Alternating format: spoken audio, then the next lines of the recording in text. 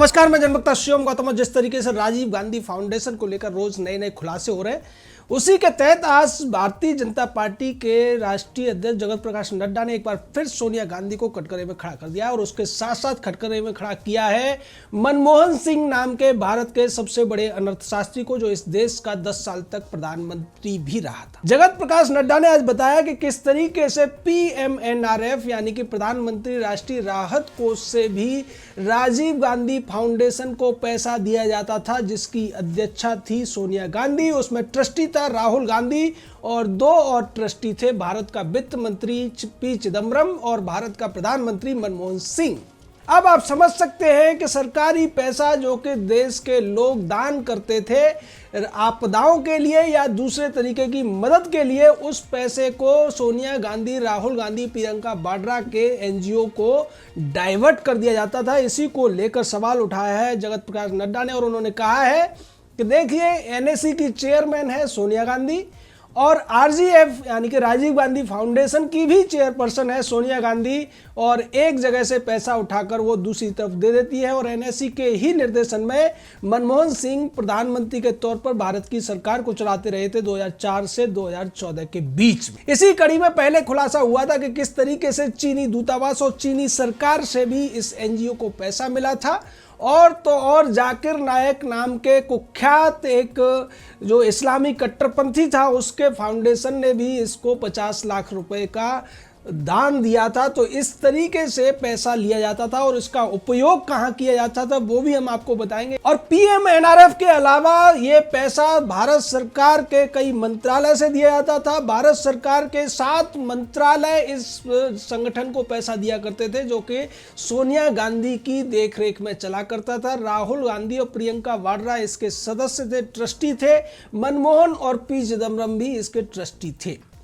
PMNRF से 3 बार इसको पैसा दिया गया, जो पैसा राष्ट्रीय आपदाओं के लिए था। और यही वजह थी, आपको याद होगा कि जब कोरोना को लेकर PM केयर फंड बनाया गया तो सबसे ज़्यादा दिक्कत हुई थी इसी शाही परिवार को, जिसको JP नड्डा ने कहा है कि कांग्रेस का शाही परिवार जो अपने खर्चे चलाने के लिए राष्ट्रीय सरकार के जो कोष थे उन पर डाका डालने का काम कर रहा था। 3 बार PMNRF से पैसा दिया जाता है और उसके अलावा 7 मंत्रालयों का पैसा इसको जाता है। इसके अलावा करीब 11 जो PSU चलते हैं, यानी कि वो सरकारी कंपनियां जो केंद्र सरकार के निर्देशन में या अंडरटेकिंग में चलती हैं, उनका पैसा भी दिया जाता था। अगर मैं मंत्रालयों की बात करूं तो गृह मंत्रालय से इसको 2005 और 6, 7 और 7, 8 और 8, 9 में पैसा दिया गया। प्रौढ़ शिक्षा निदेशालय से इसको 2005, 6, 7, 7, 8 और 8, 9 में पैसा दिया गया। स्वास्थ्य और परिवार कल्याण मंत्रालय से इसको 5, 6, 7, 7, 8 और 8, 9 में, यानी कि 4 साल तक ये चलता रहा। पर्यावरण और वन मंत्रालय का पैसा भी इस NGO को दिया गया। लघु उद्योग मंत्रालय से भी पैसा दिया गया। राष्ट्रीय रोजगार मिशन से भी पैसा दिया गया। महिला एवं बाल कल्याण मंत्रालय से भी इस संगठन को पैसा दिया गया, जिसकी सर्वेसर्वा थी Sonia Gandhi.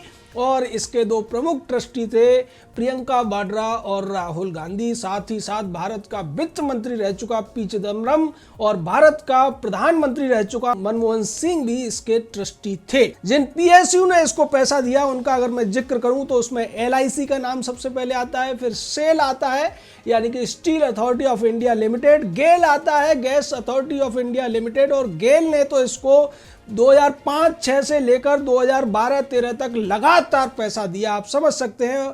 Oil India limited ने भी पैसा दिया, ओरिएंटल बैंक ऑफ कॉमर्स से पैसा दिलाया गया, SBI से पैसा दिलाया गया, उससे भी 2005-6 से लेकर पूरा 2012-13 तक पैसा दिलाया गया। बैंक ऑफ महाराष्ट्र से भी दाम दिलाया गया, आवास और शहरी विकास निगम लिमिटेड से पैसा दिलाया गया, ONGC से पैसा दिलाया गया, IDBI बैंक से पैसा दिलाया गया और भारतीय इस्पात प्राधिकरण लिमिटेड से भी इस संस्थान को पैसा दिया गया, जिसकी सरगना थी सोनिया गांधी और इसके 2 प्रमुख ट्रस्टी थे राहुल और प्रियंका वाड्रा। अब आप समझ लीजिए ये खेल किस तरीके से चल रहा था और इस पैसे को खर्च कैसे किया जाता वो भी बड़े सवालों के घेरे में है। इसका खुद मैं गवाह हूं। जब केदारनाथ की आपदा आई थी, हम लोग वहां पर राहत कार्य में लगे हुए थे। हरिद्वार में हमारे साथ योगी आदित्यनाथ भी राहत कार्य कर रहे थे। उसके अलावा जब हम केदारनाथ पहुंचे और गुप्त काशी में हमने हेलीकॉप्टर से सामान जाते हुए देखा और उन हेलीकॉप्टर के जो डब्बे रखे जा रहे थे, सरकारी सामान था, सरकारी राहत कोष से सामान निकाला जा रहा था, स्कूल में सामान रखा हुआ था और उसके ऊपर राजीव गांधी फाउंडेशन के स्टिकर्स लगाए जा रहे थे। बच्चों से उसको ढुलवाया जा रहा था, जिसका हमने विरोध भी किया और इसको लेकर कई चैनलों पर बात भी चली थी, लेकिन राजीव गांधी फाउंडेशन वाली खबर को सभी चैनलों ने दबा दिया था।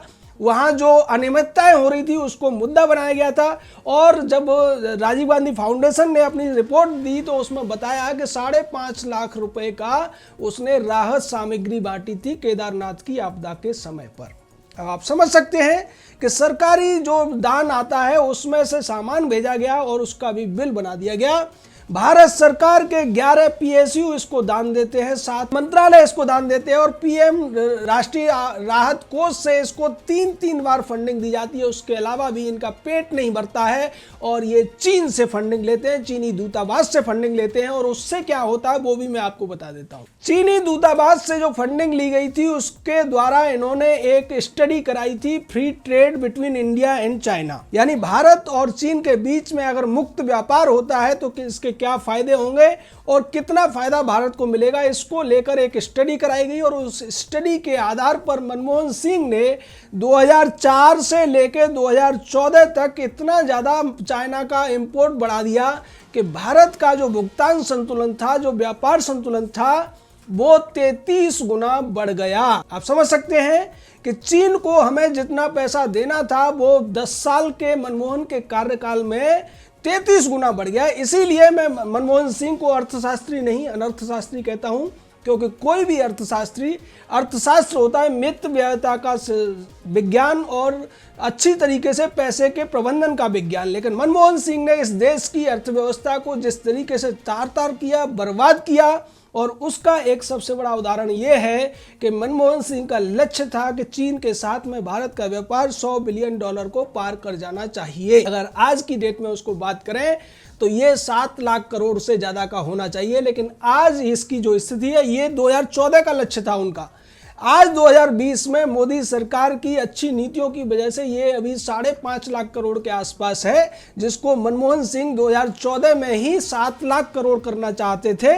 यानी सीधे तौर पर भारत का जो भुगतान संतुलन है उसको पूरी तरीके से चीन के पक्ष में करने की रणनीति थी और उसके पीछे वजह थी कि चीन की तरफ से, चीनी दूतावास की तरफ से सोनिया गांधी के फाउंडेशन में पैसा दिया जा रहा था, जो कि सीधे तौर पर इस कांग्रेसी राज परिवार को रिश्वत थी और इस रिश्वत के बदले में देश की अर्थव्यवस्था को तगड़ा चूना लगाया जा रहा था।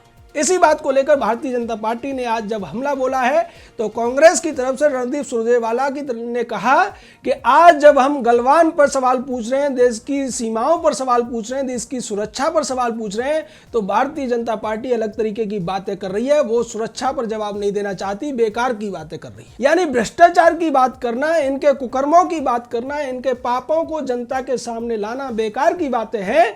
और कांग्रेस जो देश में अफवाह फैलाने की कोशिश कर रही है वो अच्छी बात है। इसी को लेकर सोनिया गांधी ने भी आज सरकार से सवाल पूछा। सोनिया ने पूछा है कि सरकार ये बताए कि अगर चीन ने हमारी सीमाओं के भीतर घुसपैठ नहीं की थी तो फिर ये 20 जवान कहां पर शहीद हुए।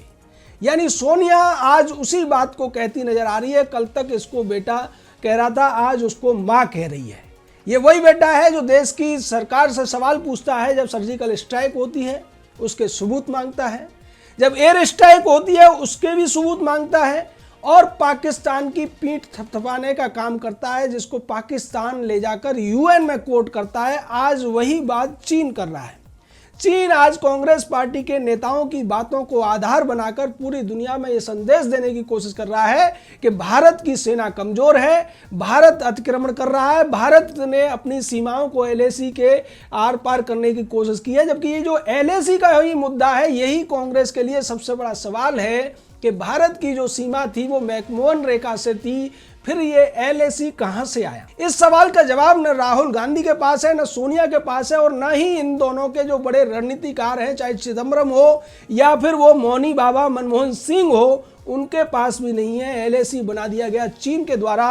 लद्दाख के 2 टुकड़े कर दिए गए। एक टुकड़ा जो अक्साई नाम था, जिसका जैसे कि पत्थरों का एक पूरा रेगिस्तान बोलते हैं या फिर बेस्तार पहाड़ बोलते हैं, उसमें 2 हिस्से कर दिए चीन ने, क्योंकि चीन को तिब्बत से सीकियांग प्रांत जाने के लिए रास्ता चाहिए था और उस पर अवैध कब्जा करके उसको अक्साई चीन का नाम दे दिया गया। हम उसको अक्साई चीन नहीं कहेंगे, हमारे लिए वो आज भी पूर्वी लद्दाख है। और मैकमोहन रेखा को नकार कर चीन ने वहां पर बना दी एक एक्चुअल कंट्रोल की रेखा, यानी कि लाइन ऑफ एक्चुअल कंट्रोल, जिसको कांग्रेस पार्टी बिना किसी विरोध के, बिना किसी प्रतिरोध के मानती रही, 70 साल तक देश पर थोपती रही। और आज की सरकार जब उस एलओसी को नकारने की बात कर रही है, मैकमोहन रेखा को दोबारा से भारत की सीमा मानने की बात कर रही है, अक्साई का जो क्षेत्र है उसको वापस लेने की बात कर रही है, तो कांग्रेस की सरकार चीन के साथ अपनी पुरानी दोस्ती को निभाते हुए,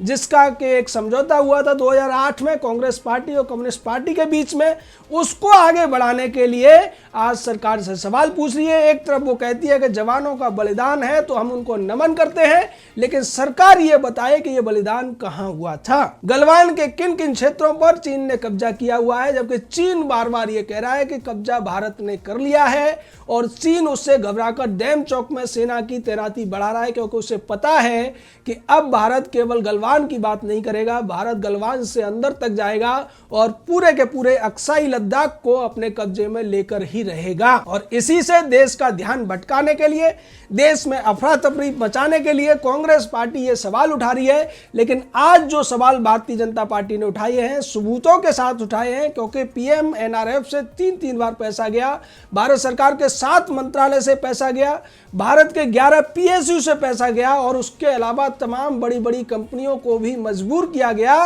कि राजीव गांधी फाउंडेशन में आप पैसा दीजिए। और उस पैसे का क्या हुआ इसका किसी को पता नहीं, क्योंकि इसकी जो ऑडिटिंग है वो भी सवालों के घेरे में है।